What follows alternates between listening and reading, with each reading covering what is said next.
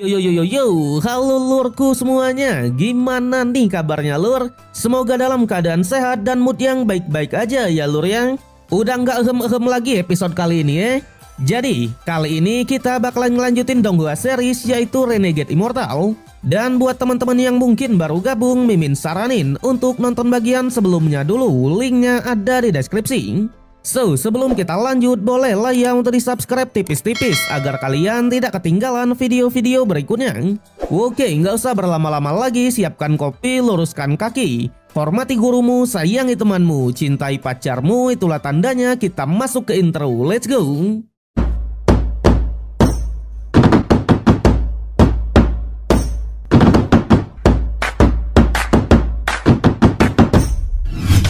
Cerita berlanjut. Tepat setelah Wang Lin keluar dari lembah Jueming, Tuan Qi akhirnya muncul dan membuka portal menuju wilayah luar. Saat itu, semua murid pun keluar satu persatu dengan kepala yang tertunduk. Dari 7 plat izin yang dipertahankan, kini hanya tersisa 1. Mereka pun berbisik dan mengatakan bahwa Wang Lin telah merebut seluruh plat tersebut. Bahkan beberapa murid harus kehilangan nyawa. Namun tanpa diduga di saat yang sama, Wang Lin muncul kembali dari portal. Ia langsung menyerang Teng Huayuan menggunakan pedang miliknya. Semua orang yang melihatnya benar-benar sangatlah kaget, karena memang Wang Lin telah mencapai ranah jiwa sejati. Dan yang lebih mengejutkan lagi, saat memperlihatkan wujud raksasanya, Wang Lin berkata bahwa kekuatan ini ia peroleh karena ulat Teng Huayuan itu sendiri. Pertarungan pun langsung dimulai. Fenomena luar biasa ini membuat semua orang terdiam. Dalam waktu yang hanya 3 bulan, bagaimana mungkin seseorang bisa menembus ranah jiwa sejati? Terlebih lagi, Teng Huayuan yang merupakan sosok immortal ternama justru terluka oleh bocah seperti Wang Lin. Namun rahasia pun segera terbongkar. Sosok Wang Lin yang menyerang ini ternyata hanyalah kloningan ilusi dari senjata lonceng ilusi. Seketika para tetua pun beranggapan kalau Wang Lin yang asli sudah melarikan diri. Ketua Teng yang murka langsung mengancam akan menghancurkan jiwa dari orang tua Wang Lin jika ia tak segera muncul. Saat itulah, tepat ketika bendera jiwa dikeluarkan, Wang Lin yang asli pun akhirnya menunjukkan diri. Dengan persiapan matang, ia segera menggunakan teknik kilatan es untuk membekukan seluruh area sekitar. Teng Huayuan yang tak siap langsung beku di tempat. Pengurus Lin Yi yang melihatnya juga sangatlah kaget. Wang Lin ternyata bukan hanya menguasai lonceng ilusi dari kota ilusi, tapi juga menguasai teknik kilatan es biru dari sekte Huangshuan. Pedangnya pun juga merupakan harta inti yang langka. Di sana tanpa membuang waktu, Wang Lin merebut bendera jiwa dan mencoba melarikan diri. Sayangnya Teng Huayuan berhasil membebaskan diri dan menyalurkan racun ke dalam bendera tersebut.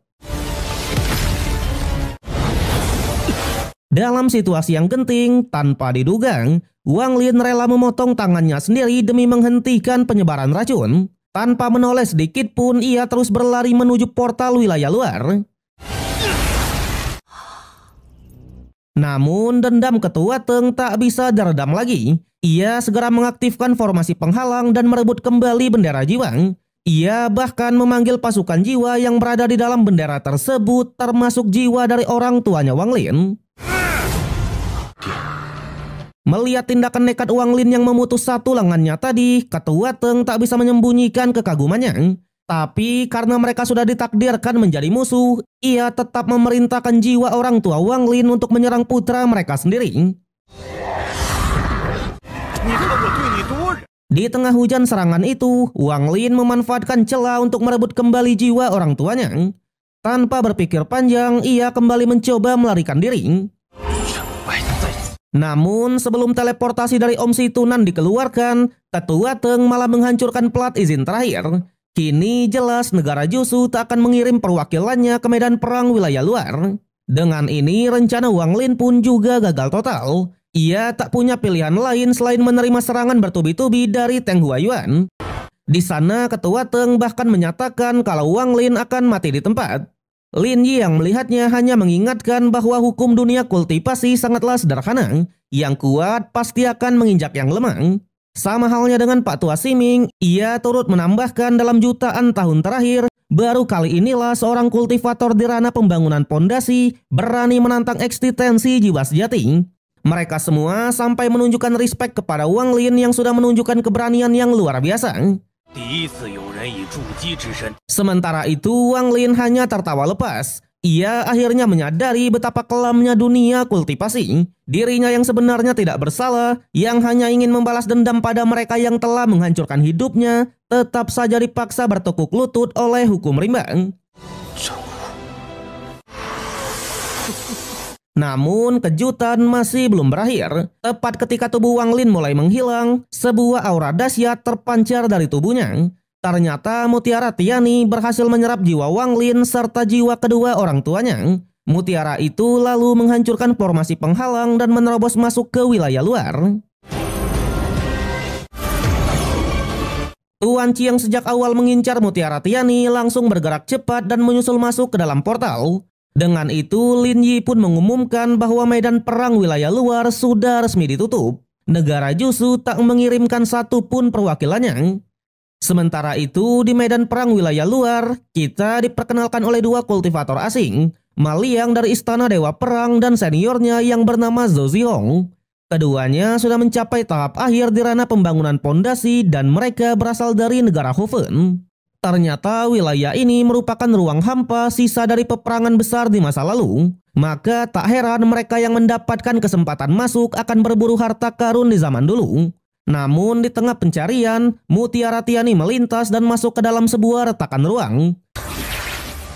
Dijelaskan bahwa retakan ini muncul setiap 500 tahun sekali sebagai akibat dari benturan kekuatan besar selama turnamen antar negara.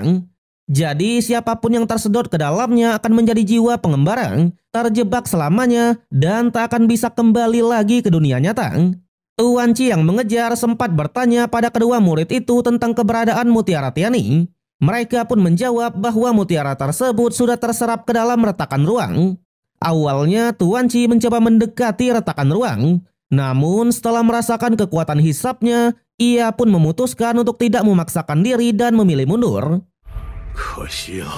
Sementara itu di dalam Mutiara Tiani, ternyata Om Situnanlah yang menyelamatkan Wang Lin. Dia menggunakan sisa kekuatan jiwanya untuk membuka jalur menuju wilayah luar, sekaligus melindungi kesadaran Wang Lin. Tapi harga yang harus dibayar juga sangatlah mahal. Om Situnan kembali harus tertidur untuk waktu yang sangat lama. Jadi mulai saat ini nasib Wang Lin benar-benar ada di tangannya sendiri. Barulah dijelaskan 500 tahun yang lalu, perang besar telah meletus di medan perang wilayah luar. Heng Yuzi, pendiri sekte Heng Yu yang sudah mencapai tahap akhir jiwa sejati, bersama Piao Nanzi pernah berpartisipasi dalam peperangan tersebut. Mereka melawan para pasukan dari klan iblis raksasa. Tapi tiba-tiba muncullah sebuah retakan ruang yang langsung menghisap para pasukan itu. Dan sekarang 500 tahun pun sudah berlalu. Benar saja, sebagaimana yang dikatakan oleh Maliang dan seniornya kemarin, siapapun yang masuk ke dalam retakan ruang akan menjadi jiwa pengembara, sebuah roh yang tersesat dan kerap menyerang kesadaran manusia lain. Hingga suatu saat, salah satu jiwa mencoba menelan kesadaran Wang Lin. Namun tanpa diduga, bukan Wang Lin yang terserap, melainkan semua jiwa di sekitarnya lah yang diserap oleh Wang Lin. Dalam sekejap, ia berhasil membentuk tubuh jiwa baru berwarna emas yang disebut sebagai jiwa pelahap.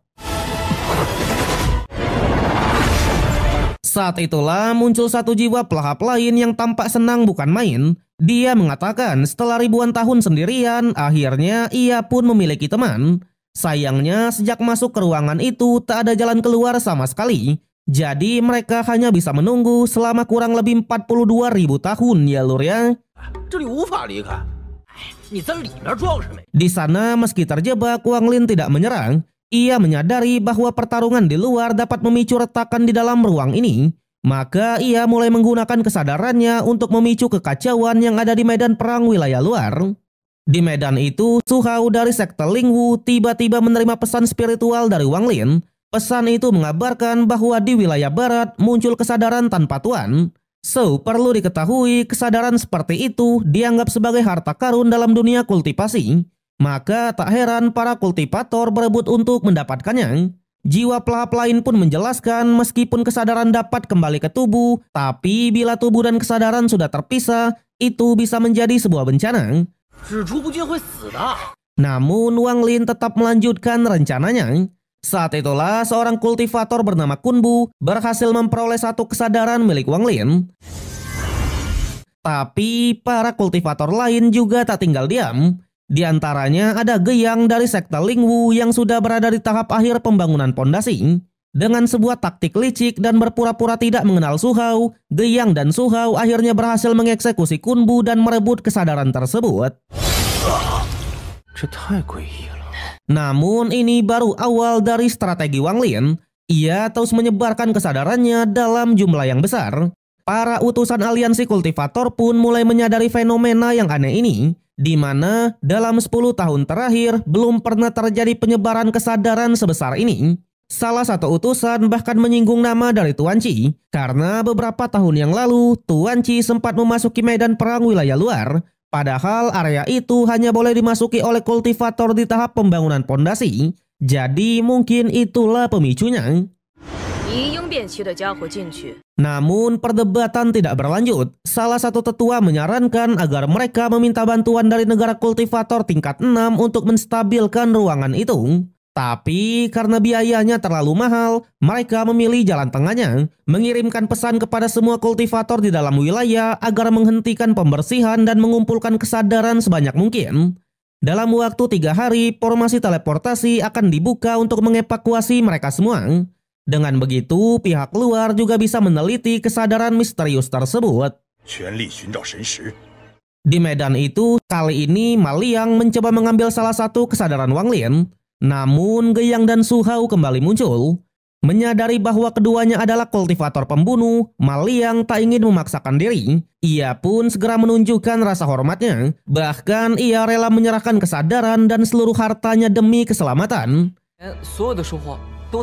Sayangnya meski telah menyerahkan semuanya, Geyang tetap tidak mengampuninya. Dengan kejam ia menikam Ma Liang dari belakang. Dalam sekejap, Ma Liang pun langsung terjatuh dan berada di ambang kematian. Dan inilah momen yang ditunggu oleh Wang Lin. Retakan ruang pun tiba-tiba muncul di tempat itu disertai suara Wang Lin yang menggema. Dia berkata bahwa dirinya menginginkan tubuh dari Ma Liang yang sudah sekarat. Ma Liang yang tak punya pilihan lain bersedia menyerahkan tubuhnya ini, asalkan Wang Lin mau membalaskan dendamnya kepada dua musuhnya tadi. Kesepakatan pun langsung terjadi, jiwa Wang Lin pun keluar dan langsung merasuki tubuh dari Ma Liang. Dengan ini, King Wang Lin resmi hidup kembali di dunia nyata menggunakan tubuh baru milik Ma Liang. Dan karena rencananya telah berjalan sempurna, Wang Lin segera menarik kembali semua kesadarannya, termasuk yang sudah direbut oleh orang lain. Namun keberhasilan Wang Lin keluar dari retakan ruang ini juga memicu fenomena yang baru. Retakan tersebut benar-benar terbuka, membuat para jiwa pengembara pun keluar dan memangsa para kultivator yang ada di medan perang wilayah luar. Di saat yang sama, Wang Lin mulai beradaptasi dengan tubuh barunya ini dan akhirnya mengetahui asal-usul dari Ma Liang. Pemilik tubuh ini berasal dari istana dewa perang di negara Hofen. Bahkan informasi tentang formasi teleportasi yang akan segera dibuka juga berhasil didapatkan oleh Wang Lin. Menariknya, meskipun telah menjadi manusia, kekuatan jiwa pelahap Wang Lin tidaklah hilang sama sekali. Ia masih mampu menyebarkan kesadarannya dan membuat para jiwa pengembara ketakutan. Salah satu jiwa pelahap yang melihatnya benar-benar sangatlah kaget. Namun ia juga memperingatkan bahwa medan perang di wilayah luar akan segera runtuh. Mendengar itu, Wang Lin hanya menjawab kalau ia akan menerobos formasi teleportasi dan keluar dari tempat ini. Saat itulah tiba-tiba terdengar suara misterius yang memperingatkan kalau jiwa seperti mereka tak akan bisa keluar dari tempat ini. So, jadi jiwa pengembara yang memasuki dunia makhluk hidup akan dianggap sebagai iblis dan membawa malapetaka. Oleh sebab itulah medan perang wilayah luar sudah memiliki batasan khusus. Jika jiwa mencoba melewati batas dunia, maka mereka akan langsung dihancurkan. Ternyata wilayah ini adalah tempat kacau yang dibuka oleh seorang immortal kuat. Lokasinya berada di perbatasan antara dunia makhluk hidup dan kehancuran. Meski begitu, Wang Lin tetap bersikeras untuk keluar. Jiwa pelahap lain yang melihatnya hanya bisa memberinya sebuah bantuan, yaitu menunda kehancuran tempat ini. Tapi meskipun begitu, Wang Lin juga meminta bantuan lain. Di sisi lain, senior Zihong dari Istana Dewa Perang bersama beberapa pasukannya tengah melarikan diri dari kejaran jiwa pengembara. Kita pun akhirnya diperkenalkan dengan dua temannya yang bernama Lin Tao dan Yang Xiong. Namun saat itu juga, Wang Lin yang masih menyamar sebagai Ma Liang bergabung dengan mereka. Ia bahkan membantu mereka semua menghindari serangan dari jiwa pengembara. Pada akhirnya, tanpa banyak basa-basi, mereka pun segera menuju ke lokasi formasi teleportasi. Melihat perlakuan baik dari senior Zihong, Wang Lin akhirnya memahami mengapa Ma Liang sangat menghormati senior tersebut. Nah, karena ia telah mengambil tubuh ini, Wang Lin berniat untuk balas budi dan membantu senior Zihong. Singkatnya, 2 hari pun sudah berlalu. Jiwa pelahap yang membantu Wang Lin benar-benar menepati janji dan memperlambat kehancuran wilayah ini. Tak hanya itu, bantuan yang Wang Lin minta kemarin ternyata adalah mencari Su Hao dan juga Geyang. Jadi untuk melewati formasi teleportasi, setiap orang membutuhkan plat identitas. Nah, karena plat identitas milik Ma Liang sudah direbut oleh Su Hao dan juga Geyang, jadi mereka harus segera ditemukan. Kembali kepada Wang Lin, saat itu semua temannya mulai mencurigainya. Mereka menyadari bahwa jiwa pengembara terlihat takut kepadanya. Salah satu jiwa pengembara bahkan menghampiri Wang Lin dan menyerahkan 3 kantong penyimpanan milik Ma Liang asli, Su Hao dan juga Geyang. Dengan ini membuktikan bahwa Su Hao dan Geyang benar-benar sudah mati. Maka janji Wang Lin kepada Ma Liang pun juga sudah terpenuhi. Namun Lin Tao yang melihat keanehan ini, ia tak mau mengambil resiko lebih dan mencoba pergi lebih dulu. Sayangnya Wang Lin segera memerintahkan jiwa pengembara untuk menghabisinya.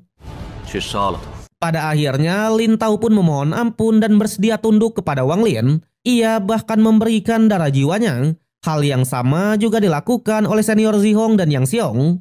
Barulah Wang Lin pun mengungkapkan bahwa ia telah merasuki tubuh dari Ma Liang. Dan untuk Ma Liang yang asli, dia sudah lama meninggoy. Di sana, Wang Lin juga sedikit membagikan kesadarannya kepada ketiga orang tersebut dan menyuruh mereka untuk pergi duluan. Ternyata di dalam formasi teleportasi terdapat tirai cahaya yang disebut sebagai hukum batas dunia. Hukum inilah yang memisahkan kehancuran dan dunia makhluk hidup. Jiwa pengembara yang mencoba menembus tirai itu akan langsung binasa. Namun karena senior Zihong dan 2 lainnya telah menyimpan kesadaran Wang Lin, mereka berhasil memasuki formasi teleportasi tanpa gangguan dari jiwa pengembara sama sekali. Saat itulah Wang Lin pun mulai bereksperimen. Dia memerintahkan ratusan jiwa pengembara untuk mencoba menembus tirai cahaya. Sayangnya hasilnya nihil, semuanya lenyap begitu saja.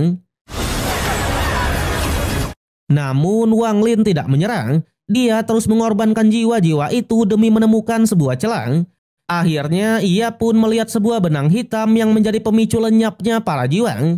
Tapi yang menjadi sedikit pembeda, ketika Wang Lin memasukkan kesadarannya ke dalam salah satu jiwa, jiwa itu bisa menembus tirai meski hanya sebentar. Yang ternyata benang hitam ini dibuat khusus memang untuk membunuh jiwa. Pada akhirnya, dengan memanfaatkan harta dari kantong penyimpanan yang ia peroleh, Wang Lin menciptakan sebuah armor pelindung berbahan dasar kesadarannya sendiri. Saat itulah tepat saat formasi teleportasi aktif dan 1 persatu orang ditransfer keluar, termasuk 3 rekannya, barulah Wang Lin mendekati formasinya. Berbeda dengan para manusia murni, Wang Lin langsung diserang oleh benang hitam. Jiwa-jiwa pelahap yang menyaksikan langsung beranggapan kalau Wang Lin tak akan bisa melewatinya. Namun tanpa diduga, armor ciptaannya tadi beneran sangat membantu. Dalam sekejap, Wang Lin bisa menerobos masuk ke dalam sana dan segera mengeluarkan plat identitas milik Ma Liang. Tapi sayang, benang hitam tetap saja menyerangnya. Pada akhirnya, Wang Lin pun mengeluarkan kondisi ekstrim dan menegaskan kalau ia sudah pernah mati sekali. Jadi untuk yang kali ini takkan ada yang bisa menghentikannya.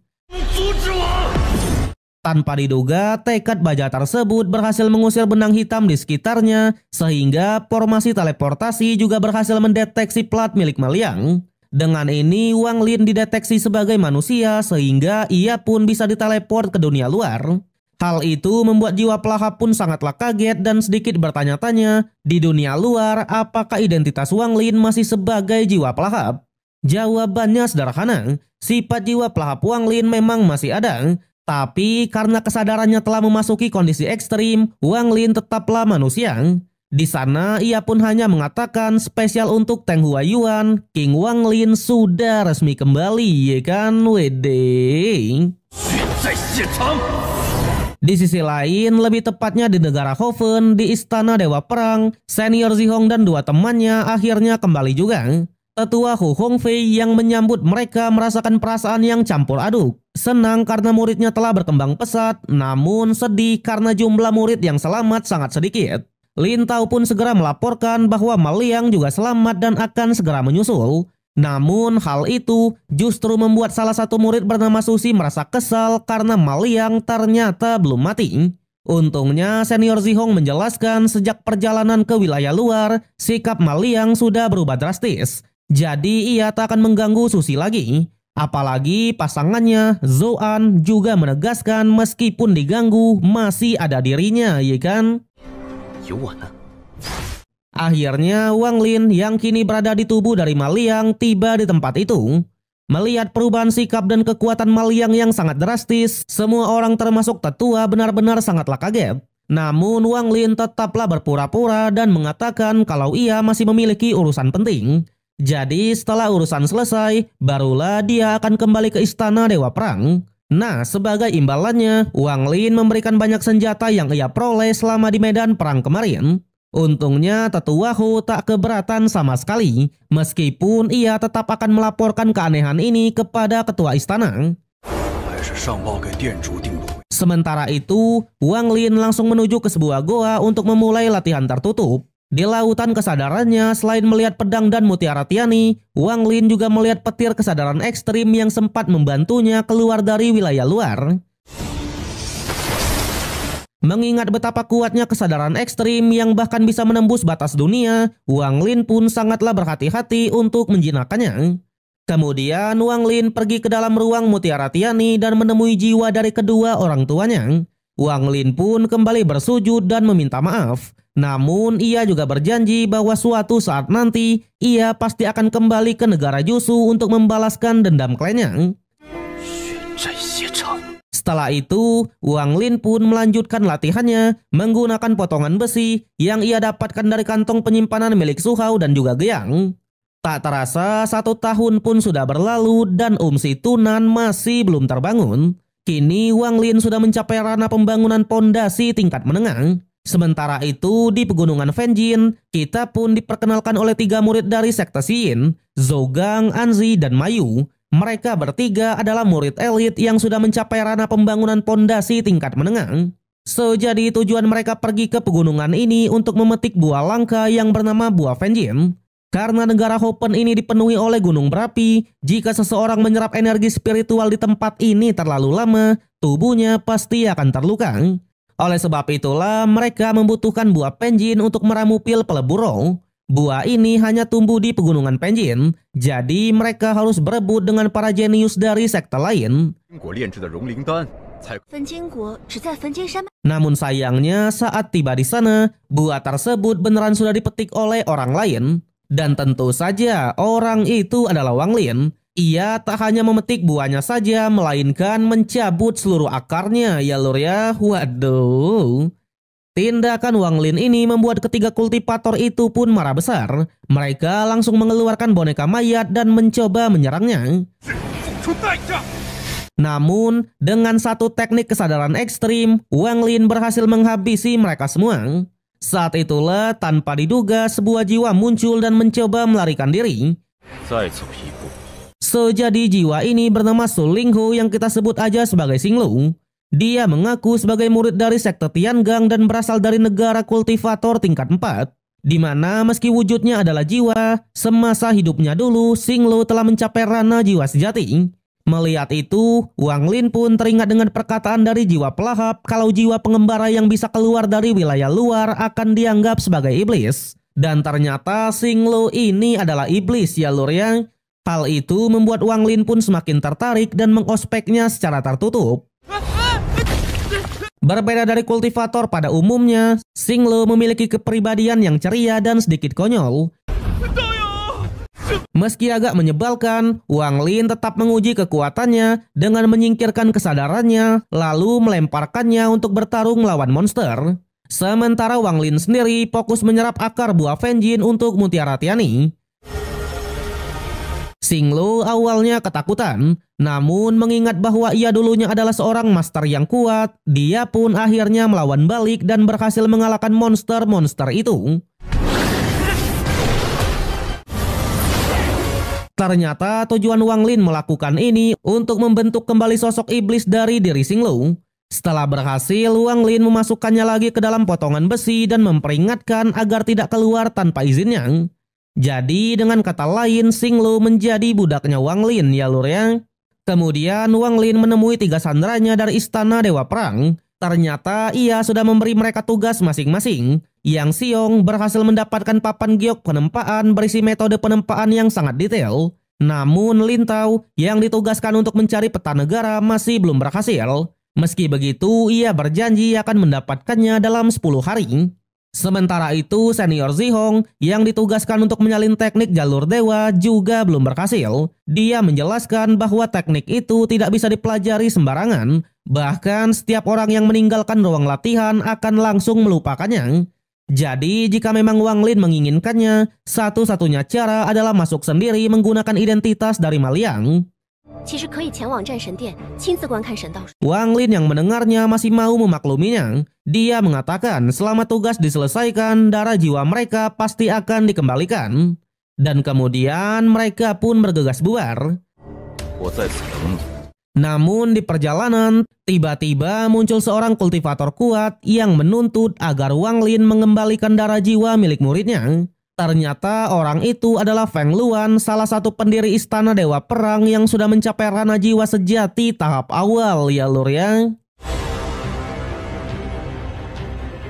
Feng Luan dengan tatapan tajam menatap Wang Lin dan langsung menegaskan kalau muridnya adalah senior Zihong. Menyadari kalau kekuatannya berada jauh di atas dirinya dan sudah mencapai ranah jiwa sejati, Wang Lin tak ingin mengambil resiko lebih. Maka dengan penuh kehati-hatian, ia menyepakati sebuah permintaan. Darah jiwa akan dikembalikan, tapi hanya setelah Wang Lin menjauh sejauh 1000 mil terlebih dahulu. Feng Luan yang mendengarnya tak menunjukkan penolakan sama sekali. Ia tahu meskipun Wang Lin kini merasuki tubuh murid dari Istana Dewa Perang, tak bisa dipungkiri kalau Wang Lin jugalah yang telah menyelamatkan 3 murid unggulan mereka. Pada akhirnya setelah berjarak 1000 mil dengan ketua Feng Luan, Wang Lin pun beneran mengembalikan darah jiwanya. Di sisi lain, barulah terungkap bahwa sekte Louhe yang sempat disinggung di bagian sebelumnya kemarin ternyata berasal dari negara Hoven. Saat ini mereka sedang menghadapi masalah serius. Seseorang diduga menyusup ke dalam ruang alkemis mereka. Pihak sekte menduga bahwa penyusup itu berniat mencuri pil Tianli, sebuah pil tingkat tinggi. Untungnya Nona Muan berhasil menyelesaikan penyempurnaan pil tersebut dan kini sedang mengantarkannya kepada leluhur pendiri mereka. Meski demikian, di bawah pimpinan dari senior Sising, mereka tetap melanjutkan pencarian kepada penyusup misterius itu. Sementara itu, Wang Lin sadar meski telah menguasai kesadaran ekstrim, kekuatannya masih belumlah cukup untuk melawan eksistensi sekelas jiwa sejati. Karena itulah ia tak ingin berlama-lama di negara ini. Terlebih Lin Tao masih membutuhkan waktu sekitar 10 hari lagi untuk mendapatkan peta negara. Untuk mengisi waktu luang, Wang Lin memutuskan pergi ke pasar Lembaki, pasar lelang terbesar di negara Hoven. Namun baru saja tiba di perjalanan, Wang Lin malah bertemu dengan rombongan dari senior Sising. Karena penampilannya yang sangat mencurigakan, mereka pun menuduh kalau Wang Lin lah sebagai penyusup yang mereka cari. Beruntung sebelum situasi memburuk, Nona Muan muncul dengan pesona anggunnya. Ia langsung membela Wang Lin dan menegaskan bahwa Wang Lin bukanlah seorang penyusup. Akhirnya setelah menyadari kalau itu hanyalah kesalahpahaman, mereka pun meminta maaf. Wang Lin juga tak mempermasalahkan hal tersebut. Namun setelah semua orang pergi, Wang Lin tiba-tiba menghantam tanah dengan keras. Saat itulah sosok penyusup yang sebenarnya pun akhirnya muncul. Sun Yuchai, murid elit dari sekte iblis yang telah mencapai pembangunan pondasi tahap akhir. Saat itulah menyadari kalau Wang Lin berniat pergi ke pelelangan sebagai tanda terima kasihnya karena telah diselamatkan dari pengejaran sekte Lohe, Pak Tua Sun berinisiatif mengantarkannya. Terlebih lagi tak jauh dari lokasi mereka sekarang terdapat formasi teleportasi. Wang Lin yang mendengarnya tak menaruh curiga sama sekali dan menerima tawaran tersebut. Keduanya pun langsung berangkat bersama. Namun ternyata niat baik itu hanyalah sebuah jebakan. Alih-alih dibawa ke sebuah formasi teleportasi, Wang Lin justru digiring ke tempat yang tandus dan sangatlah sepi. Di sanalah jebakan sebenarnya sudah menanti. Liong, murid elit lainnya dari sekte iblis, muncul dan langsung menangkap Wang Lin. Ternyata tujuan mereka sederhana namun sangatlah kejam, menjadikan Wang Lin sebagai boneka hidup. Namun sayangnya, this is King Wang Lin ya lur ya. Di saat itu jugalah Wang Lin pun langsung menggunakan kesadaran ekstrim untuk membunuh dengan satu gerakan. Liong yang notabene jauh lebih tinggi daripada Pak Tua Sun langsung lenyap hanya dalam hitungan detik. Hal itu membuat Pak Tua Sun pun kaget bukan main. Ia bahkan mengeluarkan teknik rahasianya yaitu pelarian tanah. Namun bukannya panik, Wang Lin justru tertarik mempelajari teknik itu. Ia pun segera memanggil Xinglo untuk menyerap kabut di sekitar, sementara Wang Lin langsung mengejar Pak Tua Sun. Awalnya Xinglo yang diberi kebebasan mencoba untuk kabur. Sayangnya hal itu sia-sia membuat dirinya tetap harus menjadi budaknya Wang Lin ya lur ya. Kembali kepada Wang Lin, kejar-kejaran pun terus berlanjut hingga ke dasar sebuah gunung berapi. Di sana mereka menemukan kejutan baru, seekor monster api raksasa yang kekuatannya setara dengan Rana jiwa sejati. Tak mau mengambil resiko, Wang Lin langsung merebut kantong penyimpanan milik Pak Tua Sun dan bergegas melarikan diri. Namun sayangnya karena jumlah monster terlalu banyak dan Xinglo malah kabur, Wang Lin akhirnya tertangkap dan terperangkap dalam bola api raksasa. Di mana di dalam bola api itu, Wang Lin mendapati bahwa dirinya bukan satu-satunya yang terkurung. Banyak kultivator lain termasuk Pak Tua Sun yang juga sudah menjadi tawanan. Ternyata para monster ini sedang mempersiapkan sebuah ritual kuno untuk memunculkan Raja Monster Api. Namun tak disangka, Mutiara Tiani milik Wang Lin tiba-tiba keluar sendiri dan menyerap seluruh energi dari bola api tersebut. Dalam sekejap, elemen api dalam Mutiara Tiani mencapai tingkat kesempurnaan.